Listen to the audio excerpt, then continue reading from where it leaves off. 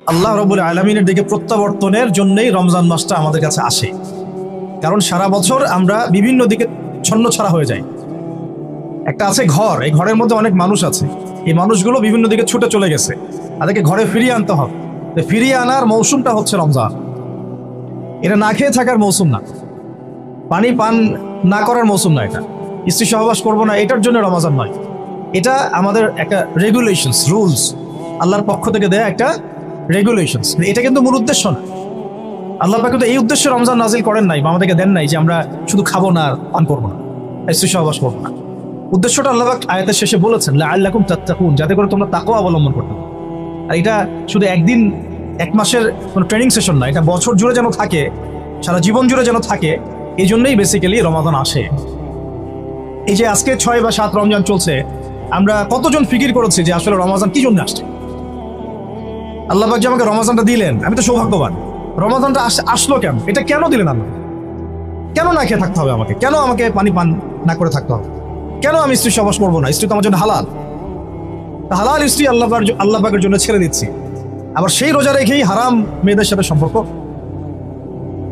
হালাল খাবার আমরা ছেড়ে দিচ্ছি, হালাল খাবার ছেড়ে দিলাম, অথচ অর্থনৈতিক জীবনে, ব্যবসায়িক জীবনে গিয়ে দেখেন সুদ, ঘুষ, দুর্নীতি আর করাপশন। হালাল পানি ছেড়ে দিলাম, এদিকে দেখেন মাদক, জিনা, ব্যভিচার, পরকিয়া, গীবত, তহমত, এগুলো ছাড়তে পারছি না। আসলে কেন এগুলো ছাড়তে বলা হচ্ছে? পানি, খাবার এবং স্ত্রী সহবাস, একটা আপনাকে সবর এর ইমতিহান দেওয়া হচ্ছে, তাকওয়ার একটা প্রশিক্ষণ দেওয়া হচ্ছে। এটা এক একটা শুধু একটা বিষয় নয়, একটা মূলনীতি যে খাবার ছেড়ে দিচ্ছ মানে কি? আল্লাহর ভয়ে তুমি হালালও ছেড়ে দিচ্ছ, তাহলে আল্লাহর ভয়ে হারামে কিভাবে তুমি লিপ্ত হতে পারো? যে আল্লাহর ভয়ে তুমি হালাল ছেড়ে দিলা, সে আল্লাহকে ভয় না করে হারাম কেমন করে ছাড়তে পারো? মানে হারামে কিভাবে লিপ্ত হতে পারো? বিষয়টা হচ্ছে এই, যে আল্লাহর ভয়ে আমি হালাল খাবার ছেড়ে দিলাম, সেই আল্লাহর ভয়ে কেন আমি হারাম ছাড়বো না? লজিকটা কি? এটা মেক সেন্স না? যে আল্লাহ পাকের ভয়ে আমি হালাল ছেড়ে দিলাম, হালাল খাবার ছেড়ে দিলাম, তাহলে কেন আমি আল্লাহর ভয়ে হারাম ছাড়বো না? যে আল্লাহর ভয়ে আমি পানি ছেড়ে দিচ্ছি, পানি ছাড়া মানুষ বাঁচেই না, তো সেই আল্লাহর ভয়ে আমি কেন আমার নফসের প্রবৃত্তিগুলো ছাড়তে পারবো না? আমি হারামগুলো কেন ছাড়তে পারবো না? যে আল্লাহর ভয়ে আমি হালাল স্ত্রী ছেড়ে দিলাম, তো সেই আল্লাহকে কি আমি তখন ভয় করি না যখন আমি হারাম মেয়েদের সাথে সম্পর্ক করি? এই প্রশিক্ষণটা দেওয়ার জন্য রমাদান আমাদের মধ্যে আসে, যাতে আমরা তাকওয়া অবলম্বন করতে পারি। এটা কি? আল্লাহ ভীতিটা কি? এক কথায়, আনতা আবুদুল্লাহ কাআন্নাকা তারাহ, তুমি এমন ভাবে আল্লাহর ইবাদত করবে যেন তুমি আল্লাহকে দেখতে পারছো। আল্লাহকে যদি আমরা দেখতে পারতাম, তাহলে আমরা কি এক ওয়াক্ত নামাজ কাজা করতাম বা করতে পারতাম? না পড়ে থাকতে পারতাম, যাকাত না দিয়ে থাকতে পারতাম, সুদ খাইতে পারতাম, জিনা করতে পারতাম, ঘুষ খাইতে পারতাম, জুলুম করতে পারতাম, মানুষকে এইভাবে ঠকাতে পারতাম, মাপে কম দিতে পারতাম, এইসব কবিরা গুনাহ করতে পারতাম আল্লাহ যদি সামনে থাকতেন? আল্লাহ পাক হাদিসের মধ্যে রাসূলের মাধ্যমে এটা জানাচ্ছেন, এমন ভাবে আল্লাহর ইবাদত করো যেন তুমি আল্লাহকে দেখছো। ওয়াইল্লাম তাকুন তারাহু ফাইন্নাহু ইয়ারাক, তুমি যদি আল্লাহকে দেখতে না পারো, জেনে রাখবা আল্লাহ তোমাকে দেখছেন। এটা হলো ইহসান, এর সাথে তাকওয়া সম্পৃক্ত। মানুষের ভাষা, মানুষের রং, মানুষের বংশ, এগুলো আল্লাহ পাকের কাছে মর্যাদার মানদণ্ড নয়। ইল্লা তাকওয়া, শুধু তাকওয়াই। ইন্না আকরামাকুম ইনদাল্লাহি আতকাকুম, তোমাদের মধ্যে সবচেয়ে আকরাম ব্যক্তি আল্লাহর কাছে সেই যে ব্যক্তি আল্লাহ পাকের কাছে অনেক বেশি মুত্তাকি, পরহেজগার। এবং এটা বাহ্যিকভাবে লেবাস, পোশাক, দাড়ি টুপি দিয়ে বোঝা যায় না। এটা থাকে আত-তাকওয়া ওয়া হুনা, কলিজার মধ্যে থাকে। আমার দাড়ি টুপি, জুব্বা, পাগড়ি দেখে আপনি বলতে পারবেন না যে আমি খুব মুত্তাকি মানুষ। এটা বলার কোনো সুযোগই নাই। আপনি ধারণা করতে পারেন সর্বোচ্চ হতে পারে মানুষটা ভালো, কিন্তু সে কতটুকু ভালো, কতটুকু মুত্তাকি, এটা আল্লাহ ছাড়া কেউ জানেন না। আর এই রমাজানে কি হয়েছে? কেন রমাজানে এত করে আমরা আয়োজন করছি, সাওম রাখছি, যাকাত দিচ্ছি, তারাবি পড়ছি? আসলে খাসিয়াত কি? রমাজানের খাসিয়াতটা কি? খাসিয়াত হচ্ছে এই মাসে কোরআন নাজিল হয়েছে। সুবহানাল্লাহ। যদি কোরআন শাবানে নাজিল হতো, হয়তো শাবানের 1 মাস আমরা রোজা রাখতাম, কিন্তু কোরআন নাজিল হয়েছে রমাদানে, লাইলাতুল কদরে। ইন্না আনজালনাহু ফি লাইলাতুল কদর, এটা 1000 মাসের চাইতেও উত্তম। ফেরেশতাগণ নেমে আসেন, জিবরাইল আলাইহিস সালাম নেমে আসেন, সালাম শান্তি বর্ষিত হতে থাকে। এটা রমাদানের শেষ দশকে আছে। এই রমাদানে কোরআন নাজিল হয়েছে। কি উদ্দেশ্যে কোরআন নাজিল হয়েছে? 40 দিন পড়ার জন্য, নিশ্চয়ই 3 দিনের দিন পড়ার জন্য, বছরে একবার খোলার জন্য, সারা বছর ধুলায় পড়ে থাকবে আমার মেসের উপরে, এই জন্যে। আর আপনারা বুকে হাত দিয়ে বলেন তো, কতজন মানুষ আছেন এখানে, বা এই ওয়াজ যারা শুনবেন, নাসিহাত যারা শুনবেন, কতজন মানুষ আছে যারা ডেইলি কোরআন খুলে বাংলাদেশের মাটিতে? এই বাংলাদেশের 90% মুসলিমের দেশে কতজন মুসলিম আছেন যারা ডেইলি কোরআন খুলে দেখেন? অন্তত খুলে দেখেন একবার, অন্তত খুলে দেখেন একবার। কতজন কোরআন, মানে কতটা বাড়ি আছে বাংলাদেশে যে বাড়িগুলোতে কোরআন পরিষ্কার পরিচ্ছন্ন আছে, ধুলো পড়ে যায় নাই? কয়টা বাড়ি পাবেন? বহু বাড়ি দেখবেন কোরআন পড়ে আছে উপরে ধুলায় ভর্তি। কোরআনের উপর ধুলা পড়েছে মানে কি জানেন? তার দিনের উপরে ধুলা পড়ে গেছে, তার কলমের উপরে ধুলা পড়ে গেছে, তার দুনিয়াও হালাক আখিরাত হালাক। ইল্লা মাশা ইল্লা মাশা। আর আরো তো স্ট্রং ওয়ার্ডে গেলামই না যে কোরআন কত পার্সেন্ট মানুষ পড়তে পারে সেটা জরিপ করে দেখেন। 90% মুসলিমের দেশ, শিক্ষা বিভাগে কোরআন নাই।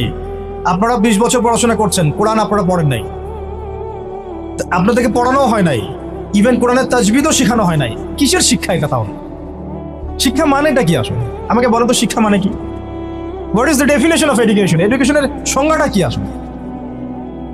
শিক্ষার সংজ্ঞাটা কি? শিক্ষার সংজ্ঞা যদি হয় একটা কৌশল শেখা যেটা দিয়ে আমি রিজিক অর্জন করে খাবো, রুজি অর্জন করে খাবো, তাহলে এটাকে তো শিক্ষা বলা যাচ্ছে না। এটা হচ্ছে আপনার দক্ষতা। এটা কি আপনার দক্ষতা? তাহলে এটার নাম শিক্ষা দিচ্ছেন কেন? পুরো শিক্ষা সিস্টেম আমাদেরকে দিন বিবর্জিত করে ফেললো। না এখানে কোরআন আছে, না তাফসীর আছে, না আরবি ভাষা আছে, না আরবি ব্যাকরণ আছে, আর না সিরাত আছে, আর না হাদিস আছে, আর না আকীদা আছে, আর না উসুল আছে। কিছুই নাই, কিছুই নাই। আমাদের 90% মুসলিমের এই দেশে আমাদের এই যে 80% 70% ছেলেমেয়েরা জেনারেল লাইনে পড়াশোনা করছে, কিছুই শিখে নাই। এরপরেও তাদের মধ্যে ফিকির হয় না যে আমার এর বাইরেও মাদ্রাসায় যাওয়া দরকার, আলেমের কাছে বসা দরকার, বা বিভিন্ন কোর্স করা দরকার। সারা জীবন শিখতে পারলাম না, ওস্তাদদের কাছে গিয়ে শেখা দরকার। অনলাইনে হোক, অফলাইনে হোক, দার্সে হোক, তালিমে হোক, বা কোর্স ভিত্তিকভাবে হোক, শেখা দরকার। এই ফিকিরটুকু আমাদের মধ্যে আসতেছে না। আর ইলম ছাড়া আপনি কি করতে পারবেন? একটা বিষয় সম্পর্কে যদি আপনি নাই বা জানেন, সেটা প্রতিষ্ঠাই বা করবেন কিভাবে? যে বিষয়টা সম্পর্কে আপনার কোনো জ্ঞান নাই, সেটা কিভাবে আপনি প্রতিষ্ঠা করবেন? কিভাবে তার উপর আমল করবেন? কিভাবে সেই দাওয়াত মানুষকে দিবেন? আমি ধরেন একজন ডক্টর নই, কখনো মেডিকেল সায়েন্স পড়ি নাই, আমি কি চিকিৎসা করতে পারবো? আমি যদি একটা চেম্বার খুলে বসি, আপনি কি আমার কাছে আসবেন রুগী দেখাতে? তো কমন সেন্স। তা আমরা সবাই চাই আল্লাহর জমিন, আল্লাহ দিন কায়েম হোক, মানুষ ইসলামের ছায়াতলে আসুক। দাওয়াতের কাজ আমরা করি, আমরা সৎ কাজে আদেশ করি, অসৎ কাজে নিষেধ করি। সমস্ত জাহালাতগুলো সমাজ থেকে দূর হয়ে যাক। জাহালাত দিয়ে সমাজটা ভর্তি হয়ে গেছে, দুর্নীতি হচ্ছে, খুন খারাপি হচ্ছে, গুম হচ্ছে, ক্রসফায়ার হচ্ছে, শিশুকে পর্যন্ত করা হচ্ছে, ছড়ানো হচ্ছে। আল্লাহর জমিনে আল্লাহকে গালি দেওয়া হচ্ছে, আল্লাহর জমিনে তার রাসূলকে গালি দেওয়া হচ্ছে। জাহালাতগুলো লিস্ট করলে তো কিয়ামত নেমে আসবে আমাদের উপরে। জাহালাতগুলো লিস্ট করলে, আর যদি একটা একটা করে ধরে আল্লাহ পাক শাস্তি দেওয়া শুরু করেন, তাহলে কিয়ামত নেমে আসবে আজকে বাংলাদেশের মাটিতে।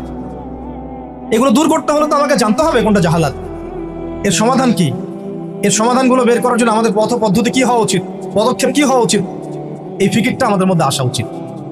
আমরা যদি এখন পর্যন্ত এই বিষয়গুলো মূল্যায়ন করতে ব্যর্থ হই, আজকে থেকে আগামী 20 বছর পরে আপনি, আমি, আমরা বিছানায় শুয়ে শুয়ে মৃত্যুর অপেক্ষা করতে থাকবো আর পস্তাইতে থাকবো, কাশ যদি যুবক বয়সে এই বুঝটা আমার মধ্যে আসতো আর আমি বুঝতাম আর দিনের জন্য কিছু করতে পারতাম। এতটুকু আজকের জন্য যথেষ্ট। আমরা ফিকির করি আমাদের জীবনের উদ্দেশ্য কি, লক্ষ্য কি, কেন দুনিয়াতে আসছি, কোথায় যাব, যাওয়ার পরে আমার কি হবে। যদি আমি দুনিয়া এবং আখিরাতে সফল হতে চাই, তাহলে ইসলাম ছাড়া অন্য কোনো রাস্তা নাই। যদি তাই হয়, তাহলে ইসলাম সম্পর্কে আমি জানি কতটুকু, আমার জ্ঞান কতটুকু আছে।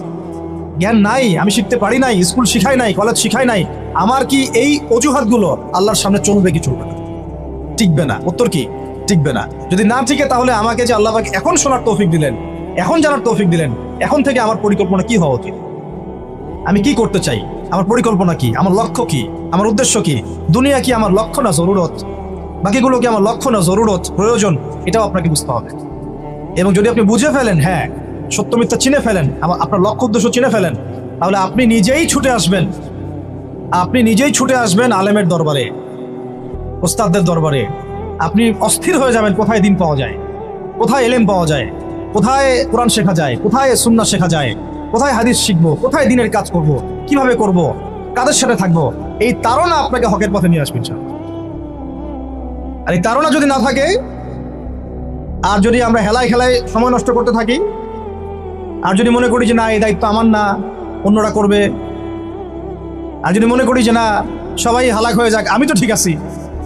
তাহলে জেনে রাখবেন আজকে থেকে 5-10 বছর 20 বছর পরে এমন আফসোস আমাদেরকে করতে হবে যে যখন আফসোস করে আর কোনো লাভ হবে না, বেশক কোনো লাভ হবে না।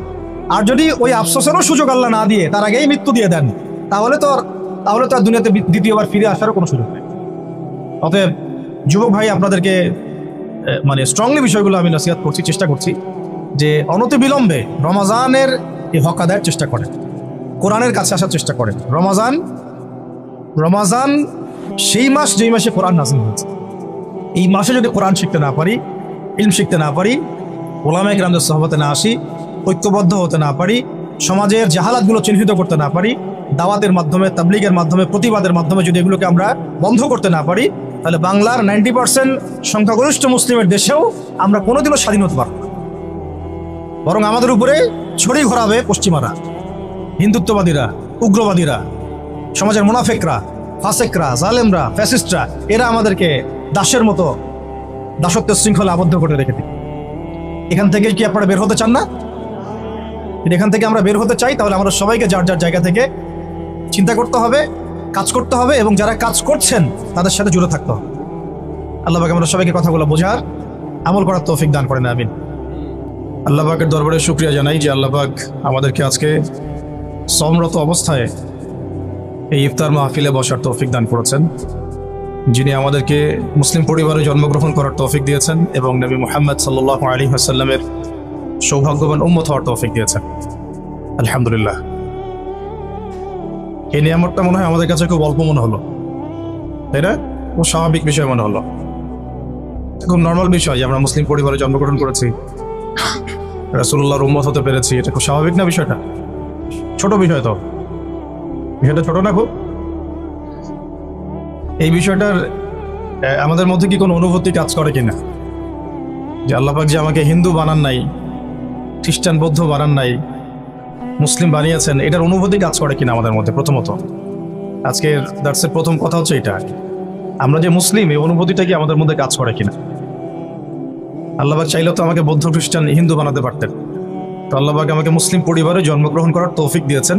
জন্ম নেওয়ার আগে আল্লাহ পাক আমাকে জিজ্ঞাসা করেন নাই তোমাকে কোন পরিবারে জন্ম দিব। কখনো কি মাথায় আসে যে আমি মুসলিম পরিবারে জন্মগ্রহণ করেছি, এর জন্য আল্লাহ শুকরিয়া আদায় করা উচিত?